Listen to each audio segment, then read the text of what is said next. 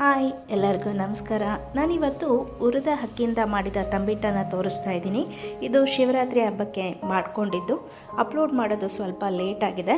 ತಂಬಿಟ್ಟಿಗಾಗಿ ನಾನು 1 ಕಪ್ಪು ದೋಸೆ ಅಕ್ಕಿಯನ್ನು ತೊಗೊಂಡಿದ್ದೀನಿ. ನೀವು ಬೇಕಾದರೆ ರೇಷನ್ ಅಕ್ಕಿ ಕೂಡ ಉಪಯೋಗಿಸ್ಕೋಬೋದು. 1/3 ಕಪ್ಪು ಹುರುಗಡ್ಲೆಯನ್ನು ತೊಗೊಂಡಿದ್ದೀನಿ. ಅರ್ಧ ಕಪ್ಪು ಕಡಲೆಕಾಯಿ ಬೀಜ, 1 ಕಪ್ಪು ಒಣ ಕೊಬ್ಬರಿ ತುರಿಯನ್ನು ತೊಗೊಂಡಿದ್ದೀನಿ, 1.5 ಕಪ್ಪು ಬೆಲ್ಲದ ಪುಡಿಯನ್ನು ತೊಗೊಂಡಿದ್ದೀನಿ, 1 ಟೇಬಲ್ ಸ್ಪೂನಷ್ಟು ಗಸಗಸೆ, ಹಾಗೆ 1/4 ಕಪ್ಪಷ್ಟು ಬಿಳಿ ಎಳ್ಳನ್ನು ತೊಗೊಂಡಿದ್ದೀನಿ, ಸ್ವಲ್ಪ ಏಲಕ್ಕಿ ಪುಡಿಯನ್ನು ತೊಗೊಂಡಿದ್ದೀನಿ. ಮೊದಲಿಗೆ ಸ್ಟವನ್ನು ಆನ್ ಮಾಡಿಕೊಂಡು ಲೋ ಫ್ಲೇಮ್ನಲ್ಲೇ ಇಟ್ಕೊಂಡು ನಾವು ತೊಗೊಂಡಂಥ ಅರ್ಧ ಕಪ್ಪಿನ ಕಡಲೆ ಬೀಜವನ್ನು ಹುರ್ಕೊಳ್ಬೇಕಾಗತ್ತೆ. ಲೋ ಫ್ಲೇಮ್ನಲ್ಲೇ ಇಟ್ಕೊಂಡು ಹುರ್ಕೊಳ್ಳೋದ್ರಿಂದ ಕಡಲೆ ಬೀಜ ಕಪ್ಪಾಗಲ್ಲ, ಚೆನ್ನಾಗಿ ಫ್ರೈ ಆಗುತ್ತೆ.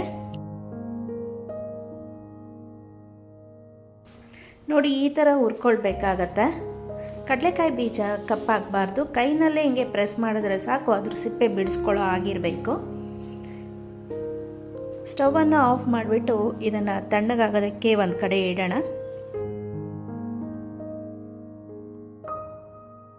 ನಂತರ ಅದೇ ಪ್ಯಾನಿಗೆ 1 ಕಪ್ಪು ಅಕ್ಕಿಯನ್ನು ಹಾಕ್ಕೊಂಡು ಹೊಂಬಣ್ಣ ಬರುವ ತನಕ ಹುರ್ಕೊಳ್ಬೇಕಾಗತ್ತೆ. ಹಾಗೆ ಯಾರೆಲ್ಲ ಇನ್ನೂ ಸಬ್ಸ್ಕ್ರೈಬ್ ಮಾಡ್ಕೊಂಡಲ್ಲೇ ನೋಡ್ತಾ ಇದ್ದರೆ ದಯವಿಟ್ಟು ಸಬ್ಸ್ಕ್ರೈಬ್ ಮಾಡ್ಕೊಂಡು ನೋಡಿ. ಪಕ್ಕದಲ್ಲಿರುವ ಬೆಲ್ಲೈಕನನ್ನು ಪ್ರೆಸ್ ಮಾಡಿ. ನಾನು ಮಾಡೋ ಪ್ರತಿಯೊಂದು ವಿಡಿಯೋ ನೋಟಿಫಿಕೇಷನ್ನು ನಿಮಗೆ ಬರುತ್ತೆ. ನೋಡಿ, ಅಕ್ಕಿ ಹೊಂಬಣ್ಣ ಬರೋದಕ್ಕೆ ಶುರುವಾಗಿದೆ. ಇದನ್ನು ಕೂಡ ಲೋ ಫ್ಲೇಮ್ನಲ್ಲೇ ಇಟ್ಕೊಂಡು ಹುರ್ಕೊಳ್ಬೇಕಾಗತ್ತೆ, ಇಲ್ಲ ಅಂದರೆ ಅಕ್ಕಿ ಕೂಡ ಬೇಗ ಕಪ್ಪಗಾಗತ್ತೆ. ಇದನ್ನು ತಣ್ಣಗಾಗೋದಕ್ಕೆ ಒಂದು ತಟ್ಟೆಗೆ ಹಾಕಿ ಇಟ್ಕೊಳ್ತಾ ಇದ್ದೀನಿ.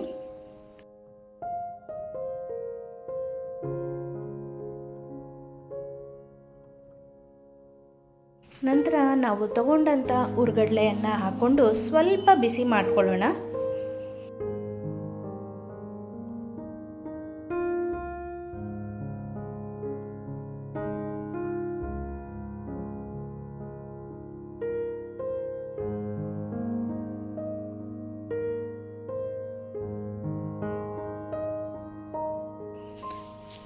ನೋಡಿ, ಹುರುಗಡ್ಲೆ ಕೂಡ ಬಿಸಿಯಾಗಿದೆ. ಈಗ ಅಕ್ಕಿಯನ್ನು ತಣ್ಣಗಾಗೋದಕ್ಕೆ ಇಟ್ಕೊಂಡಿದ್ವಲ್ಲ, ಅದೇ ಪ್ಲೇಟಿಗೆ ಈ ಹುರುಗಡ್ಲೆಯನ್ನು ಹಾಕ್ಕೊಳ್ಳೋಣ.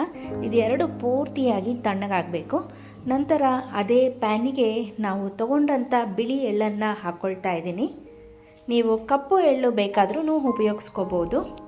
ಸ್ವಲ್ಪ ಬಿಸಿಯಾಗಬೇಕಿದು. ಚಿಟ್ಪಟ್ ಅಂತ ಎಲ್ಲ ಸಿಡಿತಾ ಇದೆ ನೋಡಿ. ಇದನ್ನು ಕೂಡ ಲೋ ಫ್ಲೇಮ್ನಲ್ಲೇ ಇಟ್ಕೊಂಡು ಬಿಸಿ ಮಾಡ್ಕೋಬೇಕು.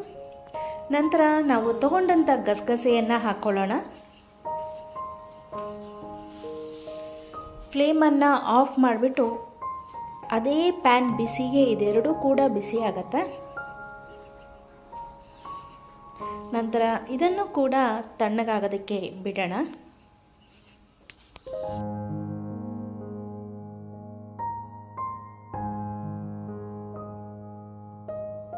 ಈಗ ಪ್ಯಾನಿಗೆ 1.5 ಕಪ್ಪಷ್ಟು ಬೆಲ್ಲವನ್ನು ಹಾಕ್ಕೊಳ್ತಾ ಇದ್ದೀನಿ. ಹಾಗೆ ಇದನ್ನು ಕರಗಿಸೋದಕ್ಕೆ 1 ಕಪ್ಪು ನೀರನ್ನು ಕೂಡ ಹಾಕ್ಕೊಳ್ತಾ ಇದ್ದೀನಿ. ಹೆಚ್ಚು ಪಾಕ ಬರೋ ಅವಶ್ಯಕತೆ ಇಲ್ಲ. ಇದಕ್ಕೆ ಒಂದೆಳೆ ಪಾಕ ಎಲ್ಲ ಬರೋದು ಬೇಡ.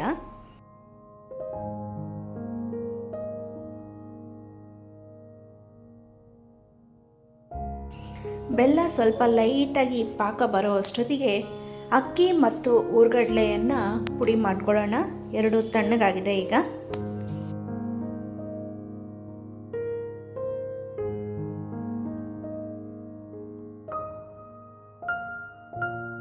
ಅಕ್ಕಿ ಮತ್ತು ಕಡಲೆಯ ಪುಡಿಯನ್ನು ಮಾಡ್ಕೊಂಬಂದಿದ್ದೀನಿ. ನೋಡಿ, ಎಷ್ಟು ನೈಸಾಗಿರಬೇಕು ಅಂದರೆ ಹಿಟ್ಟಿನ ಹದದಲ್ಲಿ ಇರಬೇಕು ಇದು. ಮಾತು ಜಾರಲ್ಲಿ ಅಷ್ಟು ನೈಸಿಗೆ ಪುಡಿ ಆಗಲಿಲ್ಲ ಅಂದರೆ ನೀವು ಪುಡಿ ಮಾಡ್ಕೊಂಡ್ಮೇಲೆ ಒಂದ್ಸರಿ ಜರಡಿಯನ್ನು ಇಟ್ಕೊಳ್ಳಿ. ಅಕ್ಕಿ ಮತ್ತು ಕಡಲೆ ಹಿಟ್ಟನ್ನು ಒಂದು ತಟ್ಟೆಗೆ ಹಾಕ್ಕೊಳ್ತಾ ಇದ್ದೀನಿ. ಹುರಿದಿಟ್ಕೊಂಡಂಥ ಕಡಲೆಕಾಯಿ ಬೀಜವನ್ನು ತರಿಯಾಗಿ ಪುಡಿ ಮಾಡ್ಕೊಂಡಿದ್ದೀನಿ. ಇದನ್ನು ನೈಸಿಗೆ ಪುಡಿ ಮಾಡ್ಕೊಳ್ಳೋ ಅವಶ್ಯಕತೆ ಇಲ್ಲ. ನಂತರ ತುರಿದಿಟ್ಕೊಂಡಂಥ ಒಣ ಕೊಬ್ಬರಿಯನ್ನು ಹಾಕ್ಕೊಳ್ತಾ ಇದ್ದೀನಿ. ಹಾಗೆ ಹುರಿದಿಟ್ಕೊಂಡಂಥ ಎಳ್ಳು ಮತ್ತು ಗಸಗಸೆಯನ್ನು ಹಾಕ್ಕೊಳ್ತಾ ಇದ್ದೀನಿ. ನಂತರ ಒಂದು ಅರ್ಧ ಚಮಚದಷ್ಟು ಏಲಕ್ಕಿ ಪುಡಿಯನ್ನು ಹಾಕ್ಕೊಳ್ತಾ ಇದ್ದೀನಿ. ಸ್ವಲ್ಪ ಇದನ್ನು ಚೆನ್ನಾಗಿ ಕಲಿಸ್ಕೊಳ್ಳೋಣ.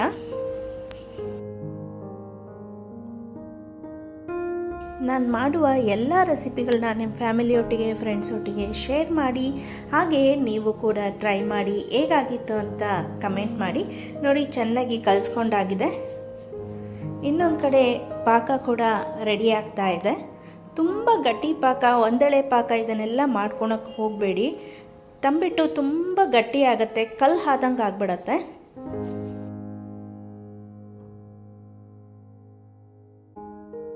ನೋಡಿ, ಪಾಕ ಪರ್ಫೆಕ್ಟಾಗಿ ಬಂದಿದೆ. ಒಂದೆಳೆ ಪಾಕ ಕೂಡ ಅಲ್ಲ, ತುಂಬ ತೆಳುವಾದ ಪಾಕ ಕೂಡ ಅಲ್ಲ. ಈ ಹದದಲ್ಲಿ ಇರಬೇಕು ಪಾಕ. ಸ್ಟವನ್ನು ಆಫ್ ಮಾಡಿಬಿಟ್ಟು ಇದನ್ನು ತಣ್ಣಗಾಗೋದಕ್ಕೆ ಬಿಡೋಣ. ನಂತರ ಒಂದು ಅರ್ಧ ಚಮಚದಷ್ಟು ನಾನಿಲ್ಲಿ ತುಪ್ಪವನ್ನು ಹಾಕ್ಕೊಳ್ತಾ ಇದ್ದೀನಿ. ತುಂಬ ಬಿಸಿ ಬಿಸಿ ಪಾಕವನ್ನು ಹಾಕ್ಕೊಂಡು ಉಂಡೆ ಕಟ್ಟೋದಕ್ಕೆ ಆಗಲ್ಲ, ಸ್ವಲ್ಪ ತಣ್ಣಗಾದರೆ ಸಾಕು.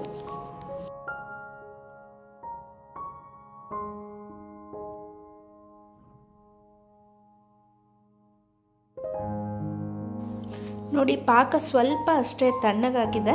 ಸ್ವಲ್ಪ ಸ್ವಲ್ಪ ಹಾಕ್ಕೊಂಡು ಉಂಡೆಯನ್ನು ಕಟ್ಕೊಳ್ಳೋಣ. ಈಗ